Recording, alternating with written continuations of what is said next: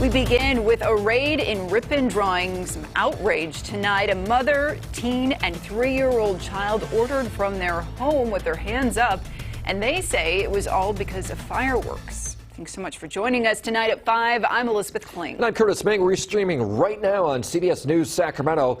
And this family says they were stocking up on fireworks for a neighborhood 4th of July party. But the law says you can't do that this early. So did deputies go too far? CBS 13's Madison Keevy live in Ripon getting answers. Well, security video from 2 cameras on the front of this home showed the moment when a tactical team parked, came single file, guns drawn through the front yard, over the grass and to the front door, a sight a mother and her children say they won't forget and called excessive. Slightly open, yep, taking it. Bye. Behind a ballistic shield, at least 8 armed officers go inside this Ripon home, here to serve a warrant. He goes, well, you know why we're here. And I go, no, I don't. And he said, right here, all the fireworks. Nicole McCurdy said her family stockpiled what they believed were legal fireworks for their yearly 4th of July celebration.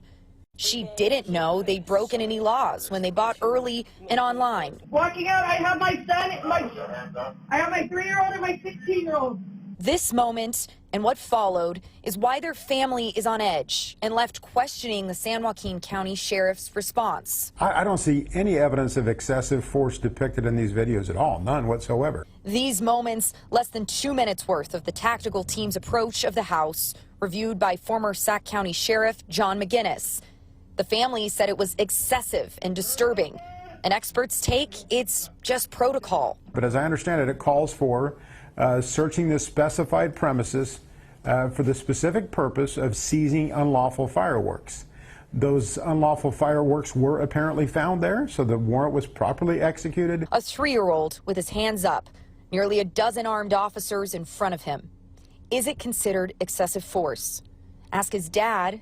He said, it's an abuse of power. It's really excessive, you know, to have my family walk out like that with guns drawn on them because they have suspicion that there's illegal fireworks. But ask McGinnis. Some people may be put off by the fact that they're using tactical gear, but that tactical gear cannot hurt anyone. It's not offensive per se.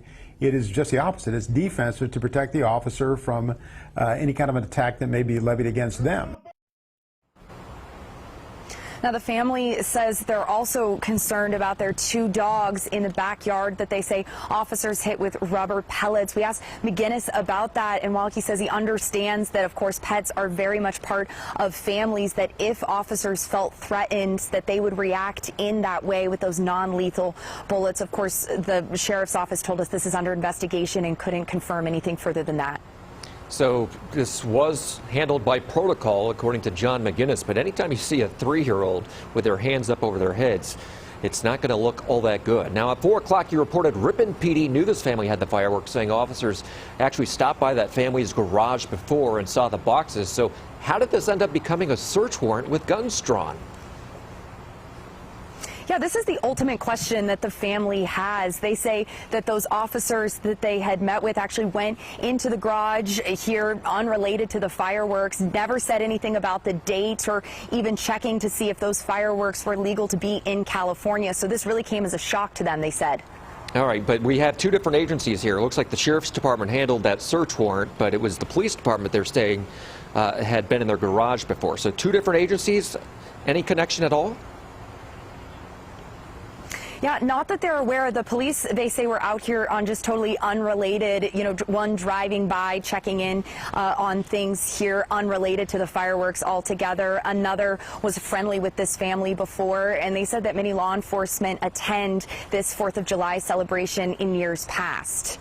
All right, so the family now knows they broke the law by having these fireworks too early, but I'm curious if everything they bought was marked safe and sane as required here in California, and I'm also curious who sold these fireworks to them. Yeah, I had the same questions, Curtis, and some of the fireworks were marked safe and sane in California. Some, they say, though, were not, and some of those had a fire marshal seal from other states. Now, they did buy these online, and they were delivered straight to the door. I asked what website. Since our conversation earlier this afternoon, family tells me that they have gotten a lawyer, and their lawyer has advised them not to say the name of the website at this time. Well, nonetheless, then, what we've come to establish here is they had illegal fireworks and they were in possession of something they shouldn't have had. So we'll see how all this plays out. Thank you.